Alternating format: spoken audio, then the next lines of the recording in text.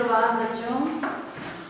जैसा पिछले कक्षा में हमने आपके व्याकरण के कुछ तद्भव तत्सम शब्द कराए थे, तो आज मैं फिर से व्याकरण पाठ्य पुस्तक से ही आपके शब्द विपरीतार्थक शब्द अर्थात विलोम शब्द लेके आपके समक्ष उपस्थित हूँ। विपरीतार्थक यानी शब्द जो दे रखा है उसका उल्टा यानी विलोम शब्द देने वाला। भाषा का व्यवहार में प्रयोग करना शब्द ज्ञान पर आधारित होता है। कैसे? शब्द भंडार धनी होता है तो उचित शब्द चयन भाषा को मधुर बनाता है। हम सब जानते हैं विपरीतार्थक भाषा हास्य व्यंग उत्पन्न कर उसे प्रभावपूर्ण बनाती है। उदाहरणार्थ कुछ जैसे साकार और निराकार। किसी भी रूप में ईश्वर की आराधना उससे स्वीकार है।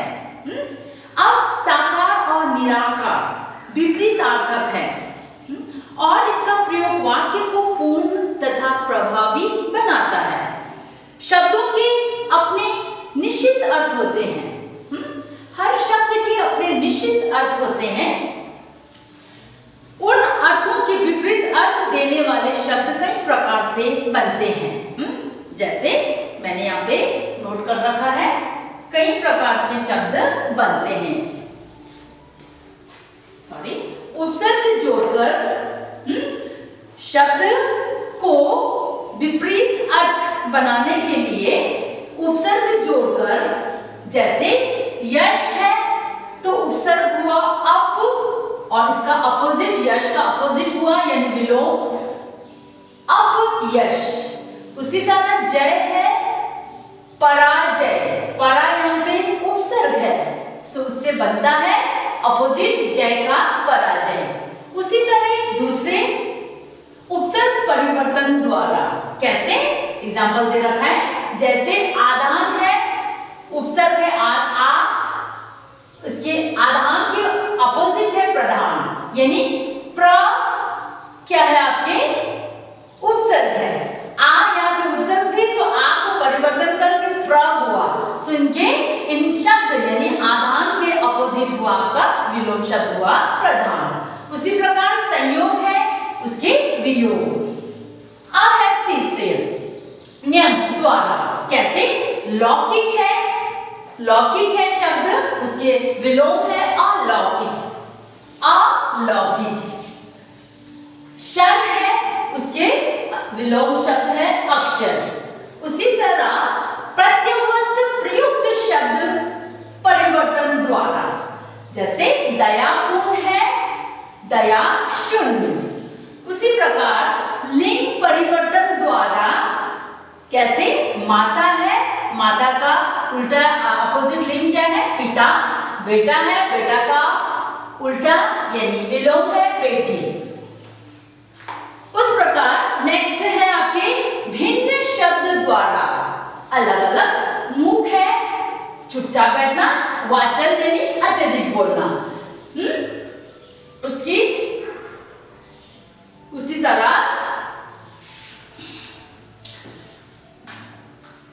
कई सारे शब्द इस अपोजिट यानी विलोम शब्द बनाने के कई सारे हमने पढ़े हैं।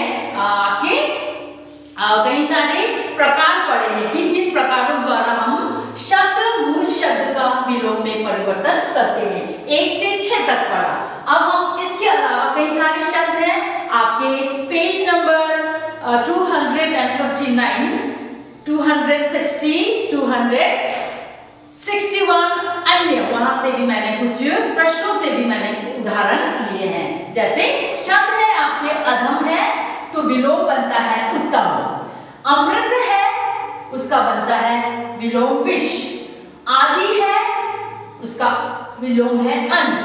आयात है उसका विलोम है निर्यात। उसके बाद कुछ शब्द अन्य, कपूत है उसके सपूत। उसी तरह दिवस है उसके विलोम रात्रि। आज हम आपके व्याकरण से विपरीतार्थक शब्द कराए हैं। बाकी कई सारे आपके बच्चे हैं वो आपको करने हैं, और उसके साथ साथ आपके पेज नंबर 265 पेज से भी आपको 65 से भी आपको कई सारे यानी एक ही क्वेश्चंस हैं, नंबर अभ्यास से पहला और दूसरा ये क्वेश्चंस भी आपको करने हैं। चलिए, आज के लिए मैंने ग्रामर से आपका विपरीतार्थक शब्द कराए हैं। अब मैं थोड़ा सा पिछले एक बार मैंने एक कक्षा में आपको कराए थे ये महाभारत की एक सांझ। उसमें मैंने कैरेक्टर यानी चरित्र चित्रण करने थे। 2 चरित्र चित्रण उस महाभारत के अंतर्गत मुख्य रूप से आए हैं, दुर्योधन और युधिष्ठिर। अब हम दुर्योधन की चरित्र चित्रण महाभारत की एक सांझ में कैसे प्रकट हुई है। दुर्योधन धृतराष्ट्र के ज्येष्ठ पुत्र थे, सबसे बड़ा। वह अपने चचेरे भाई पांडवों से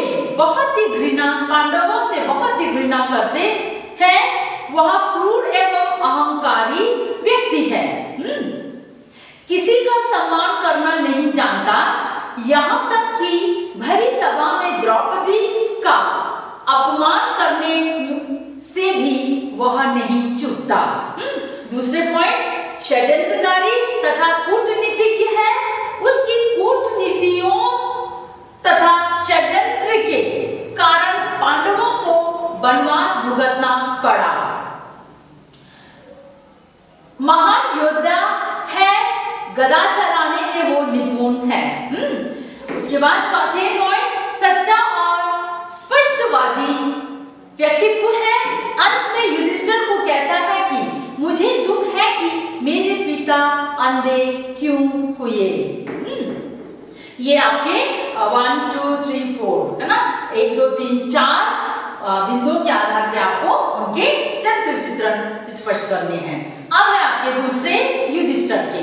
युधिष्ठिर पांडु के ज्येष्ठ पुत्र थे। वह एक महान योद्धा, सत्य प्रिय तथा न्याय प्रिय व्यक्ति थे। वह सहनशील तथा धर्मपरायण भी थे। अपनी धर्मपरायणता के कारण ही उन्हें तथा उनके भाइयों को कष्टों का सामना करना पड़ा। बड़ों का सम्मान और छोटों से स्नेह करने वाले थे। इस कारण परिवार के सभी सदस्य उनसे बहुत ही स्नेह करते थे। सहृदय तथा नीति निपुण थे। इन गुणों के चलते वह सभी मतभेदों को दूर कर देते थे। सो मैंने पिछले बार महाभारत की सांझ आपको संक्षिप्त में एकांकी कराए थे। सो उसमें आपको मैंने उद्देश्य भी कराए थे, शीर्षक की सार्थकता भी कराए थे। अब आपके मुख्य 2 उनके चरित्र चित्रण थे इस पाठ से, सो ये भी आपको करा दिए। शॉर्टकट में आपको अगर हो सके तो आप बिंदुओं के आधार पर भी आप इनके चरित्र चित्रण कर सकते हैं, अर्थात पैराग्राफ वाइज भी उनका चरित्र चित्रण दे सकते हैं। सो आज के लिए इतना, अगले कक्षा में मिलते हैं। धन्यवाद।